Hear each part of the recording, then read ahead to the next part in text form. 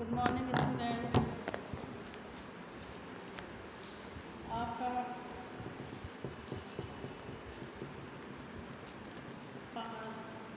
आपका ये साल है, इसमें तीसरा है आपका लॉर्ड कर्जन की शानवान एवं उनका निर्मम शासन। भारत में लॉर्ड कर्जन की शान सबसे ऊपर थी। उतनी शान ना तो बगदाद के खलीफे अबुल हसन ने भी देखी और ना अलाउद्दीन को चिराग रगड़कर प्राप्त हुई। दिल्ली दरबार में ईश्वर और महाराज एडवर्ड के बाद उनका सर्वोच्च स्थान था। उनकी पत्नी की कुर्सी सोने की थी। महाराज ने छोटे भाई का दर्जा भी उनसे नीचे था, इसलिए उनकी पत्नी की कुर्सी चांदी की थी। आप दाहिने हाथ थे तो वह बाएं, आप प्रथम थे तो वे दूसरे। इस देश की सभी रईसों ने पहले आपको सलाम किया और बाद में बादशाह के भाई को। जुलूस में उनका हाथी, उनका आसन, छत्र और चवर सबसे ऊंचा और आगे था, परंतु इतनी शान के बावजूद उन्हें ब्रिटेन के एक जंगी लॉर्ड के सामने नीचा देखना पड़ा। कर्जन ने काउंसिल में गैर कानूनी कानून पास करके तथा कन्वोकेशन में अनुचित भाषण देकर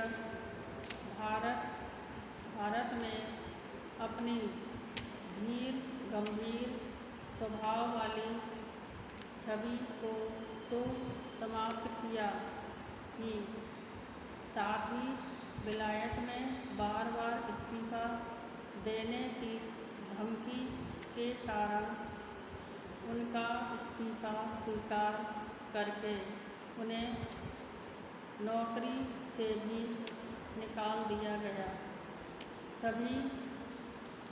अभी तक भारत में उनके इशारों पर ही हाकिम व राजा महाराजा कार्य किया करते थे।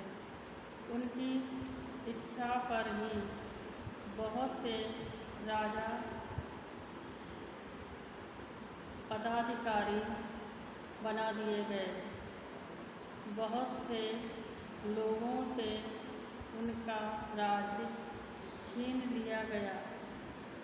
उन्हीं के इशारे पर देश की शिक्षा और स्वाधीनता नष्ट हो गई। उन्होंने ही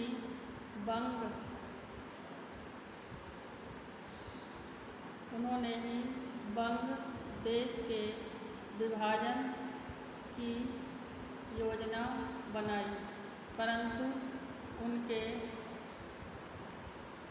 उनके अपने ही देश में उनके कहने पर एक फौजी अफसर नियुक्त न हो सका। परिणाम स्वरूप उसे पद से इस्तीफा देना पड़ा। लॉर्ड कर्जन के पतन का कारण उसका मनमानापन व जिद्दी स्वभाव। लेखक कहता है कि आपका मनमाना शासन लोगों को याद रहेगा। आप ऊंचे चढ़कर गिरे हैं, परंतु गिरकर पड़े रहना अधिक दुखी करता है। एक मामूली से क्लर्क के समान आपको नोटिस दे दिया गया। ऐसे समय में व्यक्ति स्वयं से घृणा करने लगता है। आपकी दयनीय स्थिति को जानने का भारतीयों को अवसर नहीं मिला, पर आपकी दशा से वे स्वयं आश्चर्यचकित थे। आप यदि अपने कामों पर ध्यान दें तो आपने कभी प्रजा के हित की नहीं सोची। आपने आँख बंद कर हुक्म चलाए और किसी की नहीं सुनी। ये शासन करने का तरीका नहीं है। आपने हर काम अपनी जिद से पूरा किया।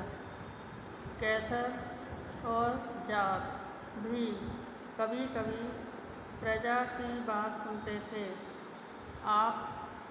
आपने कभी प्रजा को अपने समीप भी नहीं आने दिया। नादिर शाह ने भी आसिफ जाह के द्वारा प्रार्थना करने पर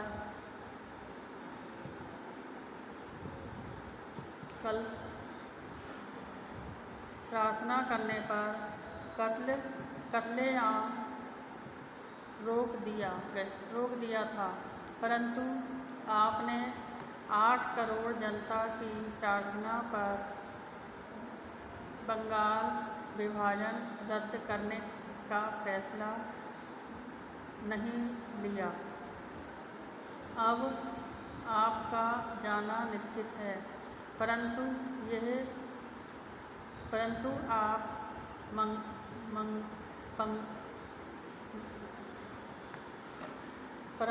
आप बंगाल विभाजन करके अपनी जिद पूरी करना चाहते थे। आपकी बात न मानने पर आप नौकरी छोड़ रहे हैं, किंतु आपने प्रजा की कोई बात नहीं मानी, तो वे कहाँ आकर अपना दुख व्यक्त करें। उदार भारतीय जनमानस। आपकी जिद का परिणाम इस देश की जनता व स्वयं आप भुगत रहे हैं, किंतु यहाँ जनता ये जानती है कि समय परिवर्तनशील है। सभी चीज़ों का अंत निश्चित है। पराधीनता का यह समय भी बीत जाएगा। जिस उदार प्रजा की उदारता को न पहचान कर आप खाली हाथ ही लौट गए। लॉर्ड कर्जन इस देश के शिक्षितों को तो देख ही ना सके, किंतु कभी कभी इस देश की इस अनपढ़ जनता का नाम अपने मुख से उच्चारित कर लिया करते थे। वही अनपढ़ प्रजा नर सुल्तान नाम के एक राजकुमार की महिमा का गीत गाती है। उस राजकुमार ने अपनी विपत्ति के दिन नरवर गण नाम के राज्य में काटे थे। वहाँ उसके चौकीदार वहाँ उसने चौकीदार से लेकर ऊंचे पद तक अनेक कार्य किए। उसने विदाई के समय नरगण बड़ की जनता का वहाँ की भूमि पर अपराध वहाँ की भूमि पर उपकार माना था और उसे श्रद्धापूर्वक प्रणाम किया था। भारत की जनता आज तक उस कृतज्ञ राजकुमार को याद करती है। लेखक द्वारा कर्जन की कल्पित विदाई संभाषण। लेखक कर्जन से पूछता है कि यदि वे विदाई संभाषण देंगे तो क्या कहेंगे। यही कि मैंने तुम्हारा शोषण करके ऐश्वर्य से युक्त जीवन जिया। मैंने प्रत्येक क्षण तुम्हारा अहित करने का प्रयास किया, लेकिन अब सामर्थ्यहीन होने के कारण कुछ नहीं कर सकता।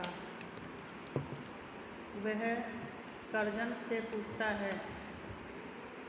है क्या आप भारत के प्राचीन गौरव और यश को फिर से जानने की कामना प्रकट कर सकते हैं।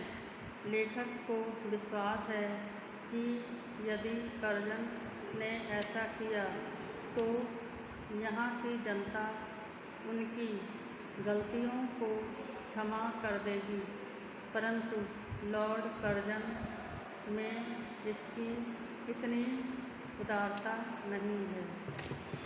आपने ये जो आपका सार था वो पूरा हो गया है। आप इसे पढ़ लेंगे ध्यान से। इसको आप अच्छी तरह से याद कर लें। आपके पास लिखा हुआ है, आप इसको अच्छी तरह से याद कर लेंगे।